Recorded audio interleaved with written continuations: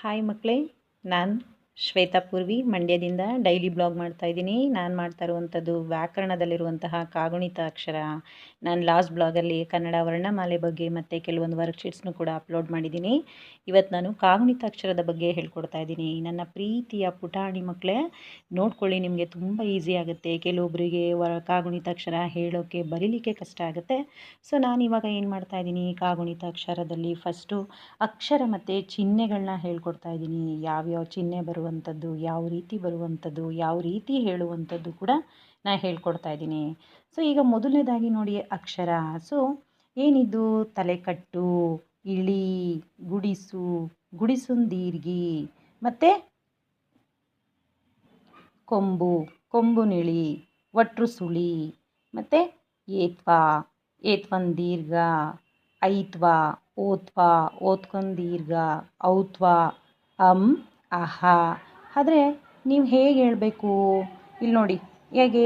ಕಾ ತಲೆಕಟ್ಟು ಕಾ ಕಿಳಿ ಕಾ ಗೂಡ್ಸು ಕೀ, ಕಾ ಗುಡ್ಸೊಂದೀರ್ಘ ಕೀ, ಕಾ ಕೊಂಬು ಕಾ ಕೊಂಬುಂದೀರ್ಘ ಕು, ಕಾ ಒಟ್ರು ಸುಳ್ಳಿ ಕ್ರೂ, ಕಾಕೇತ್ವಾಕೆ, ಕಾಕೇತ್ವಂದೀರ್ಘ ಕೆ, ಕಾಕೈತ್ವಾಕೈ, ಕಾಕೋತ್ವಾಕೋ, ಕಾಕೋತ್ವಂದೀರ್ಘ ಕೋ, ಕಾಕೌ ತ್ವಾಕೌ, ಕಾಕೊಂದು ಸೊನ್ನೆ ಕಂ, ಕಾಕೆರಡು ಸೊನ್ನೆ ಕಹ.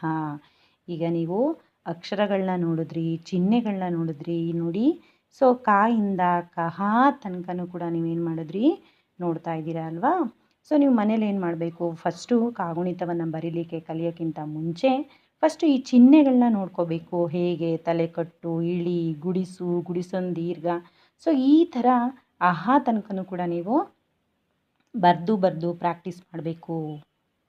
ನೀವು ಈ ಥರ ಬರೆದಾಗ ನಿಮ್ಗೆ ಏನಾಗುತ್ತೆ, ಯಾವ ಅಕ್ಷರ ಆದಮೇಲೆ ಯಾವುದು, ಹೇಗೆ ಕೊಡಬೇಕು, ಹೇಗೆ ಬರೀಬೇಕಂತ ನೀವು ಒಂದು ಸಲ ಬರೆಯೋಕ್ಕಿಂತ 5 ಸಲನಾದರೂ ಬರೆದು ಪ್ರಾಕ್ಟೀಸ್ ಮಾಡಿದ್ರೆ ನಿಮ್ಗೆ ಈಸಿ ಆಗುತ್ತೆ.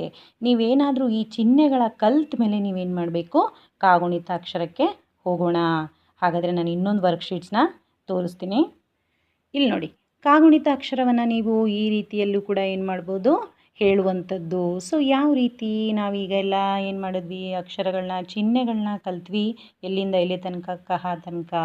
ಸೊ ನೋಡಿ, ಈಗ ಇಲ್ಲಿ ಕಾ ತಲೆಕಟ್ಟು ಕಾ ಕಿಳ್ಳಿ ಕಾ ಗೂಡ್ಸು ಕೀ, ಕಾ ಗುಡ್ಸೊಂದೀರ್ಘ ಕೀ, ಕಾ ಕೊಂಬು ಕಾ ಕೊಂಬುಂದೀರ್ಘ ಕು, ಕಾ ಒಟ್ರು ಸುಳ್ಳಿ ಕ್ರೂ, ಕಾಕೆ ತ್ವಾಕೆ, ಕಾಕೇತ್ವಂದೀರ್ಘ ಕೆ, ಕಾಕೈ ತ್ವಾಕೈ, ಕಾಕೋ ತ್ವಾಕೋ, ಕಾಕೋತ್ವಂದೀರ್ಘ ಕೋ, ಕಾಕೌ ತ್ವಾಕೌ, ಕಾಕೊಂದು ಸೊನ್ನೆ ಕಂ, ಕಾಕೆರಡು ಸೊನ್ನೆ ಕಹ.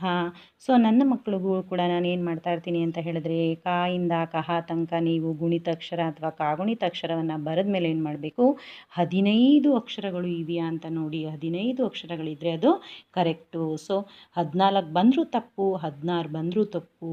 ಸೊ ಆದರೆ ಬರುವಂಥದ್ದು 15 ಅಕ್ಷರಗಳನ್ನ ನೀವು ಬರೆದ್ರೆ ನೀವೇನಾಗುತ್ತೆ, ನೀವು ಬರೆದಿರುವಂಥದ್ದು ತುಂಬ ಚೆನ್ನಾಗಿ ಬರೆದಿದ್ದೀರಾ ಮತ್ತು ನಿಮಗೆ ಅದ್ರ ಬಗ್ಗೆ ಗೊತ್ತಿದೆ ಅಂತ ಅರ್ಥ ಆಗುತ್ತೆ. ಸೊ ನೀವೇನು ಮಾಡಬೇಕು ಅಂತ ಹೇಳಿದ್ರೆ, ಇದನ್ನು ನೀವು ಗುಣಿತಾಕ್ಷರವನ್ನು ನೋಡ್ಕೊಳ್ಳಿ. ನಿಮಗೂ ಕೂಡ ಎಲ್ಲ ಏನಾಗುತ್ತೆ, ಅರ್ಥ ಆಗುತ್ತೆ, ತುಂಬ ಈಸಿ ಆಗುತ್ತೆ. ಸೊ ಈ ವರ್ಕ್ಶೀಟ್ನ ನೀವೇನು ಮಾಡಿ, ಫಾಲೋ ಮಾಡಿ. ಸೊ ನೀವೇನು ಮಾಡಬೇಕು, ನನ್ನ ಚಾನಲ್ಗೆ ಲೈಕ್ ಮಾಡಬೇಕು, ಸಬ್ಸ್ಕ್ರೈಬ್ ಮಾಡಬೇಕು. ಸೊ ನೀವು ಏನಾದರೂ ಗೊತ್ತಿಲ್ಲ ಅಂದರೆ ಅಥವಾ ಏನಾದರೂ ನಿಮಗೆ ಡೌಟ್ಸ್ ಇದ್ದರೆ ಕಮೆಂಟ್ ಮೂಲಕ ಕಳಿಸಿದ್ರೆ ನಾನು ಅದಕ್ಕೆ ಆನ್ಸರ್ ಮಾಡ್ತೀನಿ. ಸೊ ನೀವು ಲೈಕ್ ಮಾಡಿ, ಸಬ್ಸ್ಕ್ರೈಬ್ ಮಾಡಿ. ಧನ್ಯವಾದಗಳ ಮಕ್ಕಳೇ.